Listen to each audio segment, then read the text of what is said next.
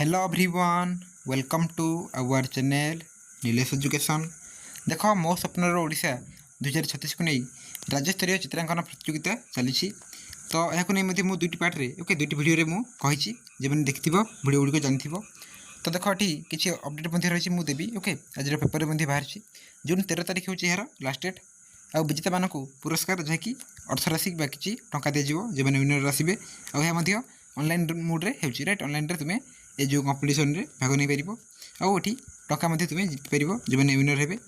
तो देख ये संवाद पेपर में आज या नहीं अपडेट रही जे मो स्वप्नर ओडिशा 2036 चित्रकला शिविर ये देख रही ओडिया भाषा साहित्य और संस्कृति विभाग सहयोग ओडिया ललित कला एकाडेमी पक्षर मो स्वप्नर ओडिशा 2036 शीर्षक चित्रकला शिविर आज राज्य संग्रहालय परिसर में थिबा कलिंग आर्ट गैलेरी रे आयोजित होइछि। राज्य थिबा 12टी चारुकला महाविद्यालय 40 जन युव चित्रशिल्पी नहीं यही शिविर आयोजित होता। संस्कृति विभाग निर्देशक तथा एकाडेमी सभापति विजय केतन उपाध्याय और एकाडेमी सचिव देवजानी भूया अतिथि भाव जोग देते। शिविर आसंता 13 तारीख में शेष हो लास्ट डेट रही 13 ऑनलाइन मैंने कर ड्रॉइंग को अपलोड कर राइट।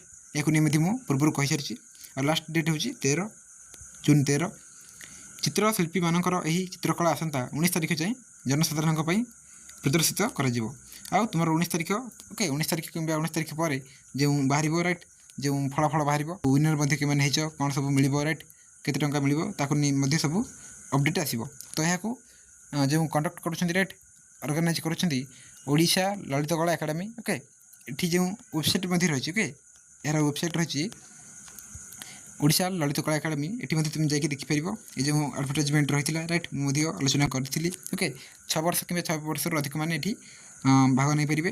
ता सहित 5टी वर्ग में मूल्यांकन कर राइट जो मैंने जो वर्ग अच्छा राइट से जो मैंने विनर होती से मिल मो स्वप्नर ओडिशा 2036 ये विजेता मान अर्थराशि पुरस्कार रही है ओके जहाँ मुझे कही आउ केते टंका कौन मिले नहीं अपडेट आसो ओके मुझे कहि ये तुम्हें स्कान करके कौन कर ना सब जो डिटेल्स गुड़िक राइट केमती कौन भाग नब ताकू तुम्हें कर वीडियो कर तुम्हें देखिपर कमेंट बॉक्स में देदेवी लिंक।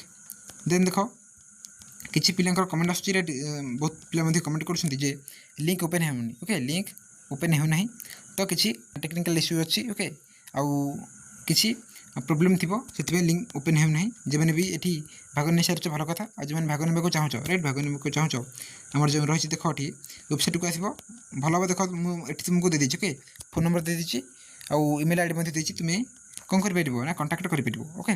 तो कंटाक्ट करने तुम्हें ये देख फोन नंबर लिख 674 जो मैंने भाग ने चाहूँ तो ये देख तुम्हें कॉल कर 674 2431 611 ओके ये गोटे नंबर।